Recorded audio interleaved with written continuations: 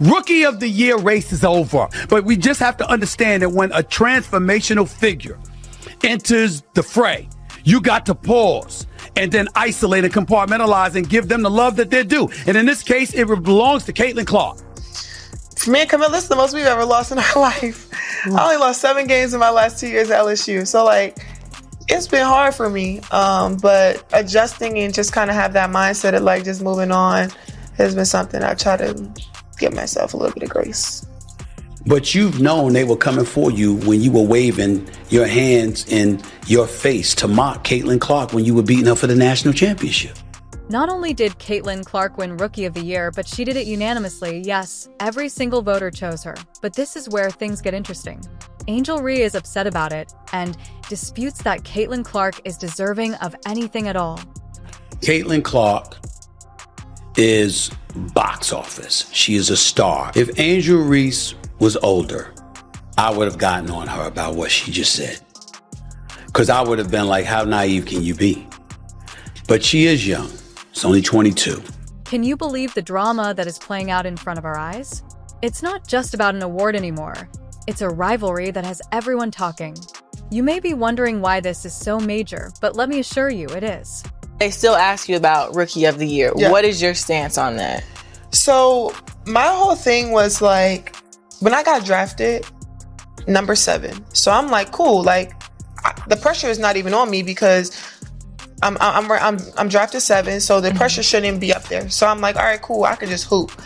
So I don't know when it started to just break out where I was just in Rookie of the Year conversations. I'm like, all right, cool. It's because you started killing it. Well, yeah. And they're like, oh, I'm still a rookie. I'm still figuring it out. Trying to figure things out. So if I am Rookie of the Year, God, thank you. If I'm not, back to the drawing board, and I just want to win. We're going to delve into a story that is rocking the basketball world. It has it all: amazing talent, fierce competition, and a heated debate that has both players and fans excited. Are you prepared to watch how this all unfolds? Let's dissect it and discover why this unanimous decision is creating such a stir. Angel Reese is a wonderful player, but she does not compare to what and who Caitlin Clark is when she's on the basketball floor. Plain and simple. Okay, let's talk about Clark's season in more detail. As you may have heard, she won Rookie of the Year unanimously, but that's only the beginning. Her on-court performance has many claiming that she did more than just have an incredible rookie season. She transformed what it means to be a WNBA rookie. You're going to learn just how good she was.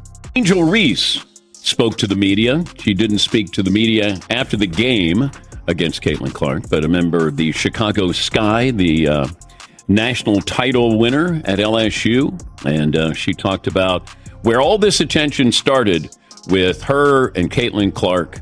First of all, Clark did more than just break records. She shattered them. As I mentioned earlier, no other rookie in WNBA history has ever performed as well as she did. She is the first rookie in history to record multiple triple-doubles in a single season. Yes, multiple. This isn't just good, it's next-level stuff. Indiana Fever made the playoffs. They didn't play last night, but thanks to Las Vegas with a win over Chicago and Phoenix with a win over Atlanta, the Indiana Fever have their first playoff berth since 2016. 2 years ago, their home attendance was 1,800 fans. Their average this year, home attendance, is 17,000. That's almost 10 times. And, of course, the big difference is Caitlin. Hold on to your seats because Clark wasn't finished rewriting the record books. She broke the rookie season points record with a walk-off 769 points. And get this, that total not only beat other rookies, but also surpassed the single-season franchise record held by her teammate Kelsey Mitchell. Talk about making an impression. This is a phenomenon. Caitlin Clark is a phenomenon. And if I said to any of these people who think Caitlin Clark is not the Rookie of the Year, I'd say, who would you want to start your franchise? However, this is where things start to get truly intriguing. Clark's remarkable play was a major contributor to the Indiana Fever securing their first postseason appearance since 2016.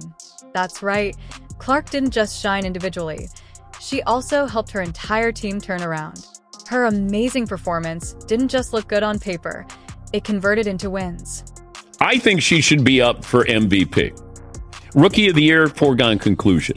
But I think MVP. Now, I'm going to look at this the way I did with Michael Jordan. Now, she's not the Michael Jordan of her sport as far as athleticism, playing, dominating. But A'ja Wilson is the best player in the game. Not even a debate. But I'm talking about value now. Value to a franchise, value to a league, getting your team in the playoffs. They had the number one pick. They were the worst team last year. And there is value that I can attach. Therefore, when we discuss Clark's unanimous choice as Rookie of the Year, we're not just talking about a fantastic player. We're talking about someone who entered the league and started setting records right away. We're talking about a rookie who led the league in a significant statistical category. And we're talking about a player who helped turn her team from a losing organization to a postseason contender. I'm talking about value. Michael Jordan was the most valuable player every single year because of what he meant to his team and what he meant to the league. And, oh, by the way, winning 6 titles. Can't argue with that. Caitlin Clark may not win titles. Las Vegas is still a great team. But the fact that she is doing what she's doing and at a very high level, you know, it's now commonplace where she'll go for 26 and 12. I mean, those are great numbers for any player, no matter how long you've been in the league. There is more to this story than just Clark's easy route to Rookie of the Year. Remember Angel Reese? The media led us to believe that we were about to witness a nail-biter. So, what actually happened? And look, Angel Reese, there's nothing that she does where you go, did you see her? Other than she plays really, really hard, and I liken her game to Moses Malone. Moses Malone was relentless. So it's not that I don't appreciate who she is or how she plays. There is no one like Caitlin Clark in the history of the WNBA. Let's take a moment to discuss Angel Reese, the other rookie wonder who had everyone talking. The media couldn't stop comparing her to Clark and painting this picture of an incredible battle for Rookie of the Year. It seemed as like they were preparing for a blockbuster basketball game, but her. Saying Angel Reese is better than Caitlin Clark is saying Rodman was better than Michael Jordan, or Ben Wallace was better than Kobe, or even Andre Drummond was better than LeBron. And I shouldn't have to point out that Angel Reese is actually a poor defender. However, some individuals began criticizing this narrative, claiming that it was all hype and that the race wasn't as close as everyone was portraying it to be. Can you believe all that buildup? Now, we're hearing that it may have been exaggerated. But her attention, her notoriety is based off Caitlin Clark. Because she wins the national title, first thing she does, she mocks Caitlin Clark. And then she doesn't even celebrate with her teammates. So she's made it personal with Caitlin Clark. Then she's played off of that. Even Caitlin Clark getting knocked down in that game on Saturday, who's standing up applauding but Angel Reese? Thus, when Clark won by a unanimous vote, it sort of blew the entire tight race tail out of the water, and Reese wasn't pleased at all. In fact, she flatly denied that Clark earned the prize. Talk about drama. So she's sort of embraced a Draymond Green role here. But the eyeballs on the WNBA really have to do with Caitlin Clark.